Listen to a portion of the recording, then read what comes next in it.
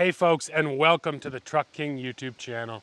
Side-by-sides are big business these days. With the pandemic, everyone wants to get out and explore more than they ever have.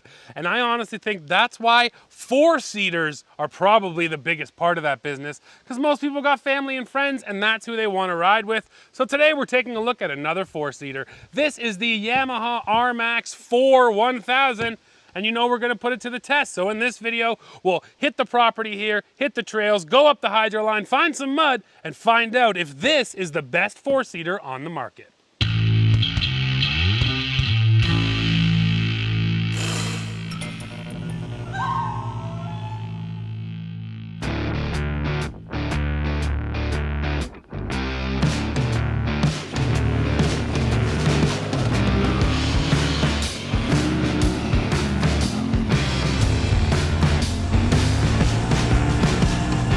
Start with the walkaround. So powering this Wolverine RMAX4 is a 990cc dual overhead cam parallel twin engine, which lives back here kind of right in the middle of the machine. Now, you may remember a number of years ago, Yamaha rolled out the Wolverine X4 and X2. And I remember riding those at the time, and they were good models, but they never had the suspension to truly deliver kind of the adventure aspect.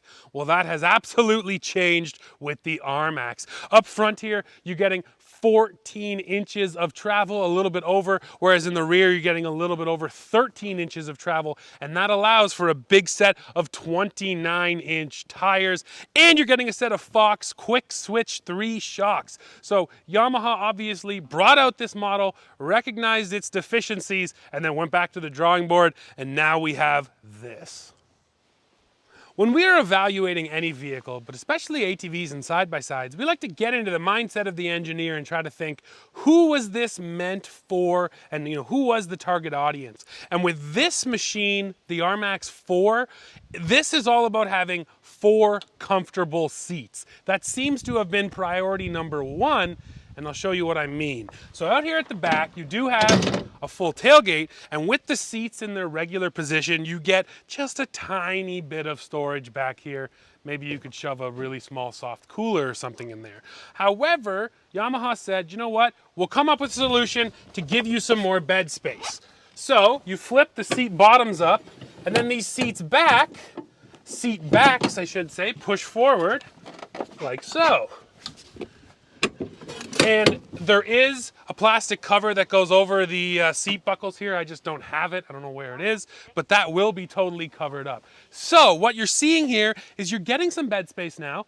Like I mentioned, a cooler. Now you could put a full-size cooler in there, but it's totally compromised because of this rail system. You can't put sand in here, gravel, even leaves. It's all going to get caught up in everything that's going on in here. It's not a nice even floor either. So yes, like I said, it's obvious that they went out of their way to give you some space, but they didn't prioritize the utility of the space. They prioritized the comfort of those rear seats. So now I'll hop in and show you the interior. And we'll start at the back. And one thing I like, there's no exterior door handles. You have to reach in. The reason for that, then your door handle can't get covered in mud. Put it on the inside, it's covered up. So we'll pop those open. These doors don't quite open to 90. I wish it did go a little bit wider, but let's see what it's like to climb in.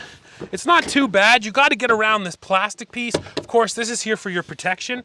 Now, once I'm in here, again, I stand at 6'2". I got enough headroom, and it feels like more than enough that if I have a helmet on, it's going to be okay.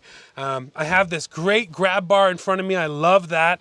The footwell down there, they actually angle it, and they put some grip on it so you can really plant your feet in there, and that's going to help you to stay nice and solid in your seat. I guess the biggest issue with this seat is this engine cover down here. It intrudes into your knee space, and I mean, Yamaha knows that, and they're basically saying, look, that's how much space we need. You're gonna have to live with it. So when you're in the rear driver's seat, your legs are a little off to the left. When you're in the rear passenger seat, your legs are a little off to the right.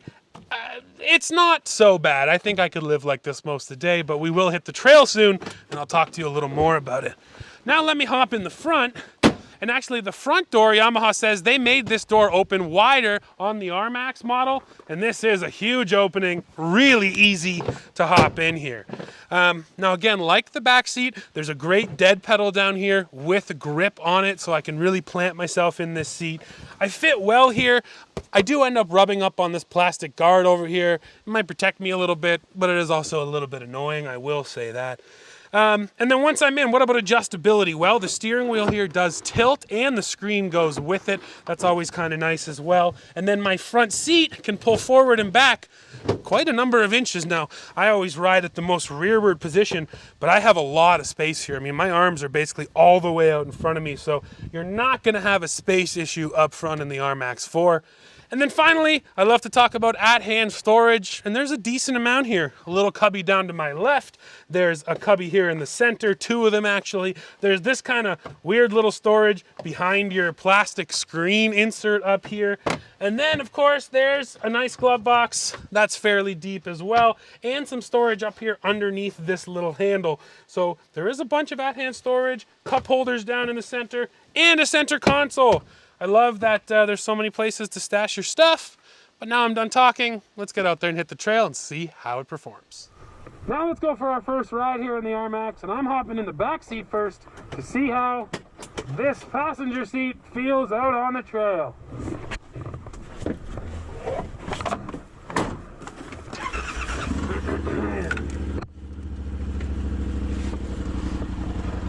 We buckle up. Okay, we're good to go.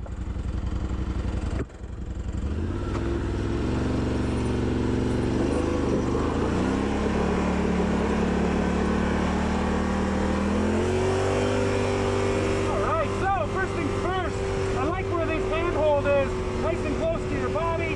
I got that angled floor down there, so you can really hold on tight here and plant yourself into this seat. Pretty well back here. My legs are a little bit over, but I could be back here I think all day long. I'm fairly comfortable. The other thing that's really apparent is this stadium seating. You can really see that my rear seat is a lot higher than this front seat, so I can see right over the top. I have a great sight line. But the other thing you have to bring up is that back here, I'm sitting right over top of the rear axle, so it is a little bit rougher sitting in the rear end as a passenger as it's going to be up there in the front.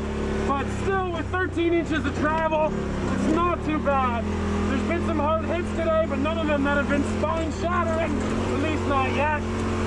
Finally, I want to point out the engine is right down here on my left, but you know what? There's no heat coming through this plastic whatsoever. That would be a problem, but so far, so good. The first obstacle, we're going to hit the rock pile. So I got it in low and I have it in crawl mode, because we do have crawl mode, plus I got the diff lock on. So now my front diff is locked, everything is locked. I'm in crawl mode. It should just crawl.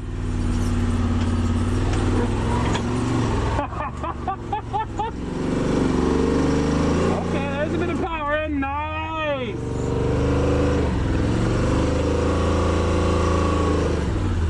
Nicely done. I mean, these tires are so big, no clearance issues. Whoa! Got a little uneven there, but just steered right into it and we were good to go. Wow, once this thing is locked up, there was no tire slippage whatsoever. It didn't even think about slipping a tire. That was really solid. And now here's the section we can open up a little bit. We're going into sport mode, 2-wheel drive. Let's do it. Oh, the throttle response is immediate. It's way different in sport mode.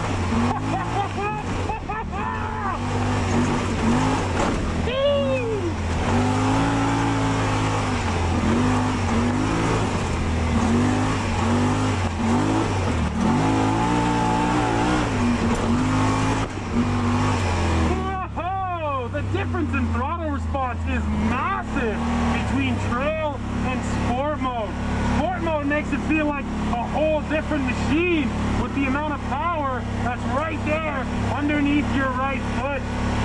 You know what? This is a big machine, and it comes across kind of big when you're driving it. But power-wise, it's absolutely fine. It just flew off the line right there, and that's why it's nice to have these drive modes. And if you're curious, I'll go do a top speed run for you. You can see it right here. Okay, folks, time for a top speed run here on the RMAX4. Got it in high gear, 2-wheel drive. Let's see how she does.